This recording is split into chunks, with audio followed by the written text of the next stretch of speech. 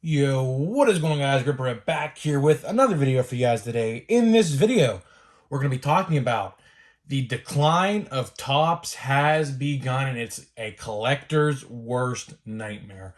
So before we talk about that, I'm going to plug the giveaway as usual. You guys know the drill. 2019 Series 2 Nando rookie.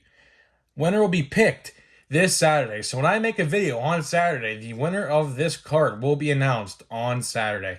How do you win this, you may ask? Well, if you're new to the channel and this is the first time you're watching, you have to be publicly subscribed. So if I don't see you're subscribed in my analytics, because it'll tell me that there'll be a red dot with like a video logo, and it'll tell me how long you've been subscribed for. You have to be publicly subscribed in order to be entered.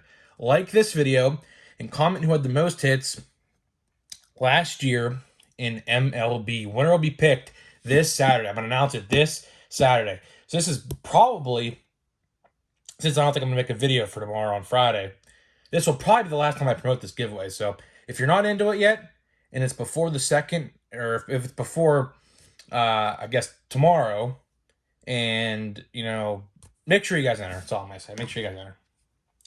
We'll have a new giveaway as usual coming up next month. I already kind of have an idea what I want to do. It's going to be revolving around your MLB hot takes, put it that way. So today's topic of discussion, it's going to be a little feisty one. I feel I'm going to piss a lot of people off with this video. But anyways, here we go. It's the decline of Topps has begun. Now, some people can say Topps has been declining for a while, and I can agree with you to a point. I can agree. But this put the icing on top of the cake for me, and the cherry on top, and the sprinkles, and everything. So let's talk about it, okay? So I was wondering for the past couple weeks, where has 2022 Topps Heritage been? Because if you guys realize, it's been out for like almost a month now in the hobby version, but the retail version is never to be seen. Until now. Come to realize that not only is Heritage out there for you to buy at Walmart right now, it's also $27 a box. So you guys know how I made a video like a couple weeks ago talking about the price increases with Topps? Well, looks like they're here, unfortunately. The baseball card collectors' worst nightmare has begun. Now, I'm going to talk about what this means for now and what this means for the longevity and future of baseball card collecting, because the way I see it, baseball card collecting is going down a dark path similar to Panini, and hope to God it does not, because else we're screwed. So, let's get into it. First and foremost, Heritage, $28 for a box of Heritage. Now I'm talking tax included. Now they're like $25, but you put tax into that. I know, I think Allstate's tax on this. PA does for sure. I know that because, I live in PA. So, with tax, a box of Heritage, blaster box of Heritage, will be around $28 a box for 72 cards in a 500 card checklist. So, here's how I look at it, okay? The price increase was inevitable. Like, it was going to happen, It was bound to happen at some point for plenty of reasons. Number one, inflation right now in the United States is at an all-time high. So, it was kind of expected. Like, I buy WWE action figures as well. This is just off topic here, but they were $15 at Walmart for the longest time. Now they're $22. So, everything, like even Funko Pops. I collect Funko Pops. They're $12 now at Walmart when they were $8 last month. I was literally standing right next to the worker as she was putting the new price tags on the shelf for $12 a Funko Pop. So the inflation in the card collecting community was bound to happen. Now, Panini did it first last year. Like, blaster boxes of like certain football and basketball products are like almost $40 a piece. My brother, has to deal with that. He's a big football card collector. He hates it now. Like, he absolutely can't stand paying $40 or like $20 for a hanger box and $40 for a blaster box. I agree with him. It's not really, it's not really cool, I guess. Because at the end of the day, if I want to buy, like, let's say $60 worth of blaster boxes, I can get 3. Now, mind you guys, these are still $20. These will not be increased. Anything from Heritage going forward is 20, or well, $25 to $28, depending on, where you look at it or how you look at it. So now, unfortunately, when I go to the store, I'm only going to spend $55 because I'm not like, if I have a $60 budget, I don't want to go over that per se. I'm only going to buy 2 boxes now instead of 3. So in the card collecting community, in the baseball card collecting community, we got lucky.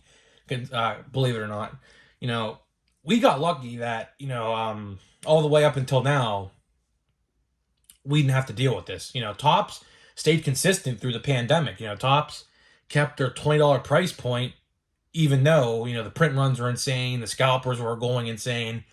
But it was only a matter of time before this happened. And I believe this is happening, like I said, for inflation. Gas prices are through the roof, so you have to pay extra gas.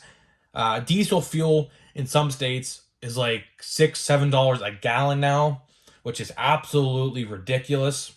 So that's another reason why these are increased, I would probably think. So my take on this for the long term, it's not looking good. It's not looking good. Now, a lot of you guys say Panini is running, or Fanatics is running Topps. No, they're not. Quit that narrative, please. Please quit that narrative. I have some geeks in my comment section, not my subscribers, because my subscribers agree with me 100%. It's these people that come and comment on my video who have no idea. They say, oh, you don't know what you're talking about, this, that, and the third. Okay, let's put this out there. Let's just throw this example out there. I talked about this in the other video. Activision was bought by Microsoft. Just because Microsoft bought Activision does not mean they take over day one. That's not the truth. It has to get approved by Congress and stuff like that, so that, if you ever heard of the word monopoly, they have to make sure that, the certain brand, in this case Fanatics, isn't creating a monopoly in the card collecting and the sports collecting world. So just because they bought them doesn't mean that they take place. No, it's not how it works. I have some people commenting, oh, they're in control. No, they're not. So please quit the narrative, because they're not in control. Believe me, they don't take control until 2025. So you have like almost 3 full years until they take over. So I don't want to see people blame Fanatics for this. Now, Fanatics may be talking to Topps and telling them certain things to do, maybe, sure, but Topps necessarily doesn't have to listen to that advice. They don't have to listen until 2025 per se. So, so anyone who's blaming the card increase price on Fanatics, that's not the case. So please quit the narrative with that, because I hate having to comment on people who say that in my comment section, because it's not the truth. It's not the truth. The acquisition has to get approved by Congress to make sure that they're not, quote unquote, forming a monopoly with all of the other companies in the sports collecting market, So there's that. But overall, there's a nice Jared or a Brandon Marsh. I always get them two mixed up. I don't know why. And someone else commented on my video. Shout out if you're watching this. He has the same problem as me.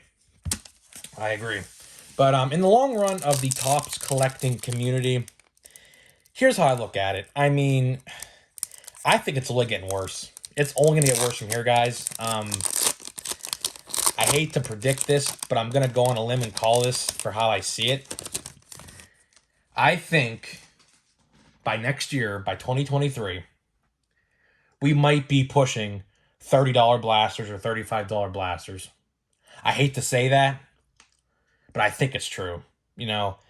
Topps is looking at what Panini is doing, and what Panini is doing, well, again, Panini's also trying to get a cash grab, because if you're unaware, Fanatics has the NBA and NFL license starting in 2025 as well. So Panini's going to be out. Panini is going to be completely out. So Topps is going to make football and basketball cards again, if you guys are unaware of that.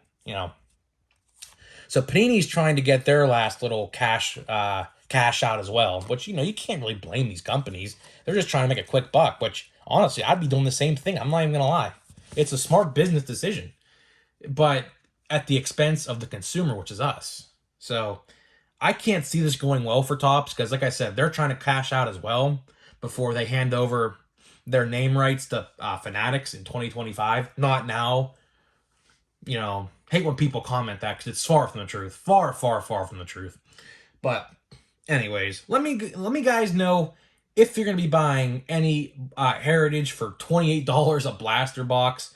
I might buy a few, so if you see me open Heritage on the channel, it's not going to be a lot. It's not going to be, so I hope you guys aren't prepared for that. You're going to be seeing a lot of Series 1 and other things. You know, hopefully Heritage is the only blaster that's going to be 25, but I highly doubt it. I think every product going forward is going to be 25 or up, unfortunately. So what I might do is just low-key buy hobby boxes and don't even worry about retail. That might be the way to go. I don't know. We have to look at the value charts and how much price per card and things like that. So guys, that's it for this video. Make sure to enter this card giveaway. Like I said, this will be the last video. I'm going to promote it until the next giveaway next month. So like I said, publicly subscribe, like this video, and comment who had the most hits. And I'll see you guys in the next one.